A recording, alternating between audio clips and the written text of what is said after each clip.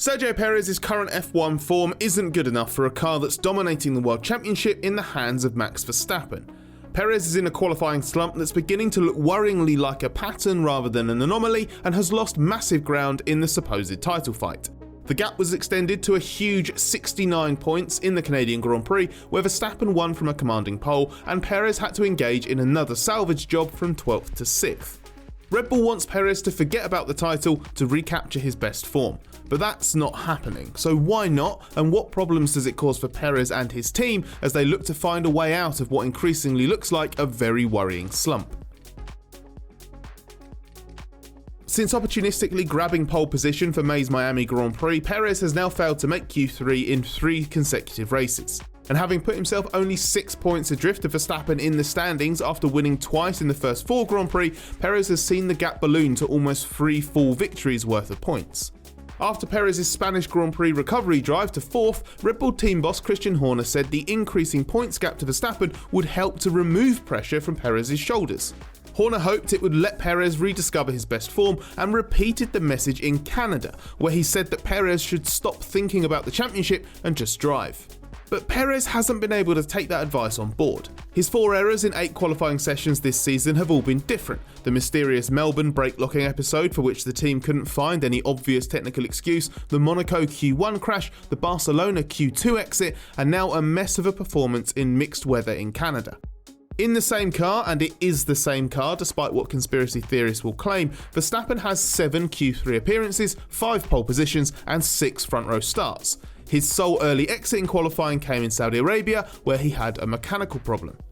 But it's not just the direct Verstappen comparison that puts Perez's form in a bad light. A blunt check of this season's qualifying progression shows how badly he's underperforming. He's got the same number of Q3 appearances as Haas's Nico Hülkenberg and the 2 McLaren drivers. Perez's performance in Canada's rain-affected qualifying was seriously below par. He was 9th in Q1 and 1.3 seconds shy of Verstappen's benchmark. In Q2, a more difficult session admittedly, Perez was in and out of the pit several times, swapping from inters to slicks and back to inters again, locking brakes into the final chicane repeatedly, and ended up a massive 2.2 seconds off Verstappen's pace. Perez felt his Q2 exit was all down to the timing of changing tyres, but he also just wasn't quick enough, and if he needed a different tyre strategy, he lacked the self-assurance to either commit to slicks sooner or stick with them for longer. When the pressure was on, Perez couldn't quite rise to the challenge, and it's not the first time that's happened.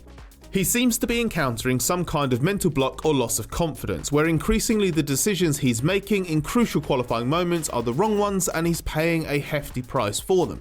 As for the race, Perez struggled to make progress until diverging strategies opened up a path to a muted 6th. He was quite a way off Verstappen's pace as he struggled with the brakes and the ride quality of the Red Bull and wasn't able to trouble the Ferraris, who were recovering from a similar grid position.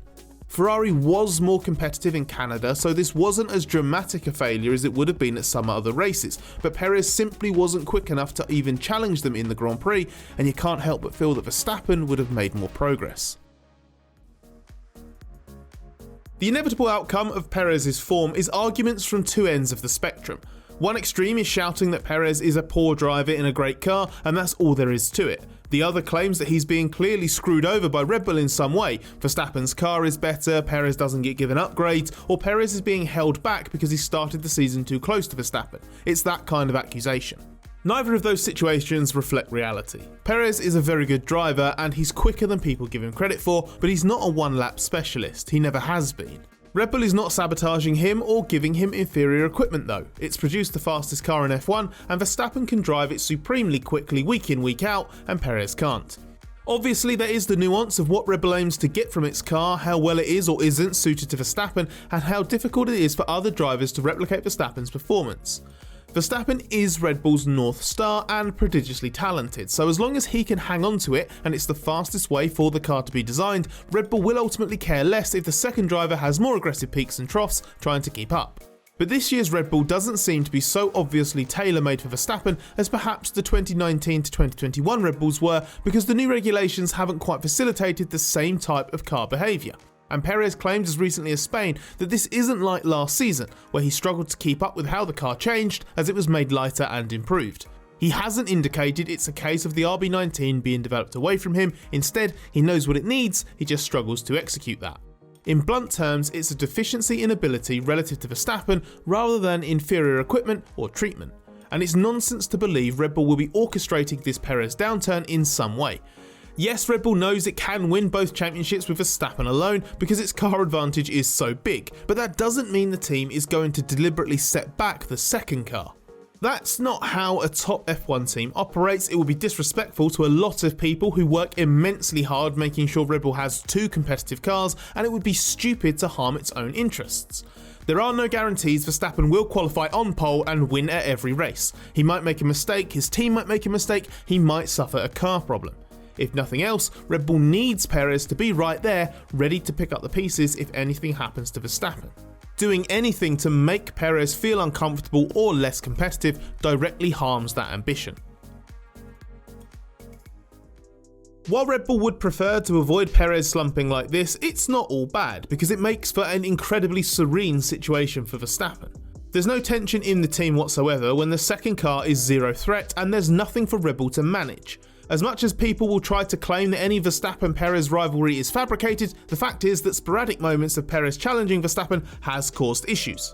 The world champion can be selfish when he wants or needs to be, and he has an entourage that believes he should be the priority at all times. But remove an occasionally troublesome teammate from the picture and everyone on the number one side of the garage is happy.